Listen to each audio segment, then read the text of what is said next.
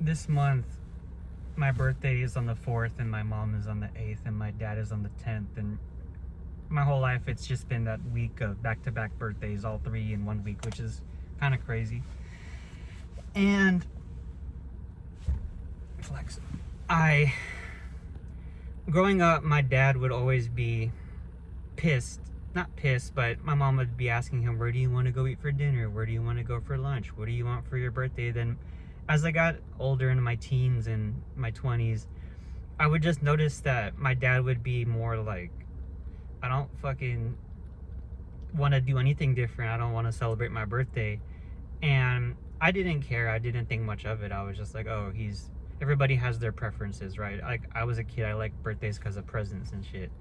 But my mom would always make a super big deal about it, and my dad would always make a not big deal about it. And because of that, they'd fight.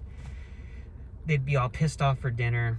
My mom would be mad, or my dad would be mad because she made him mad, right? And then I'm just the only child just there, like, why is everyone pissed?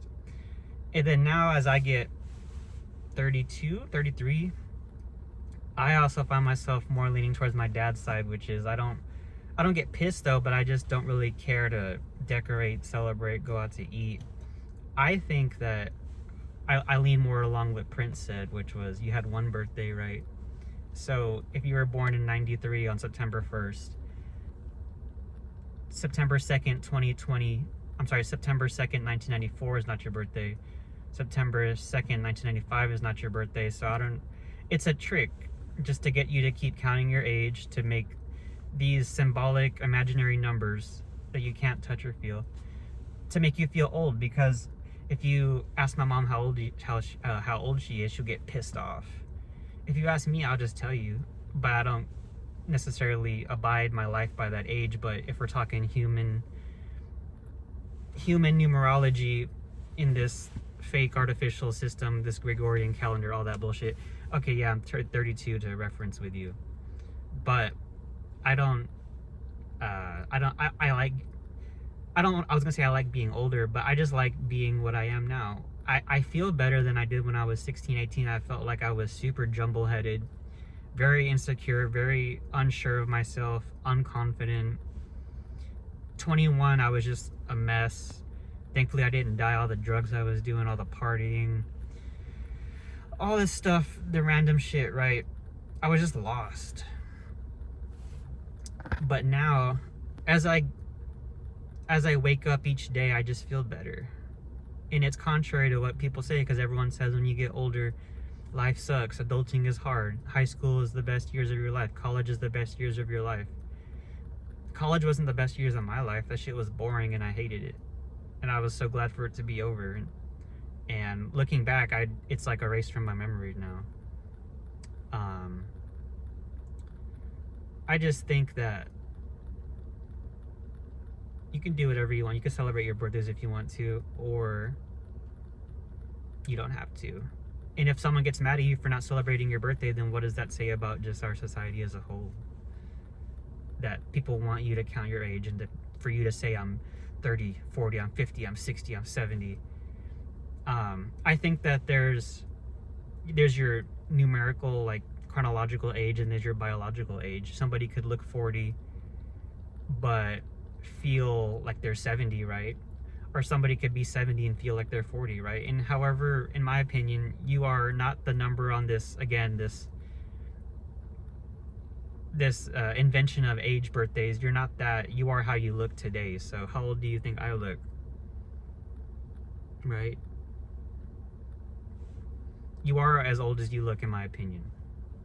And when it comes to birthdays, as mentioned, they're coming up. It's like going to a job that you don't want to be at, but you just have to kind of go with the flow of it because it's just what everyone expects of you. But there's a point where you could just say, you know what, I have free will, fuck this shit. That's my little rant about birthdays. They're all right, but I think you had one. I think that this soul that's inside of this meat skeleton, I think it's a lot older than the birthday on our birth certificate. But maybe for this experience, sure, okay, that's our birthday.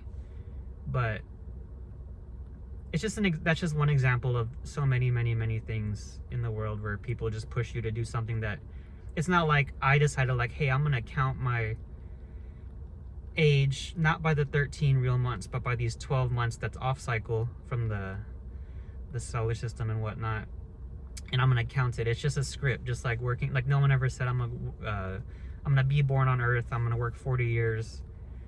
I'm gonna get a college degree, go in debt, work 40 years, get a pension, retire, whatever. No beautiful little soul kid does think that when they're growing up. It's a script given to you. So in my opinion, birthday is just another script. There's a billion other ones.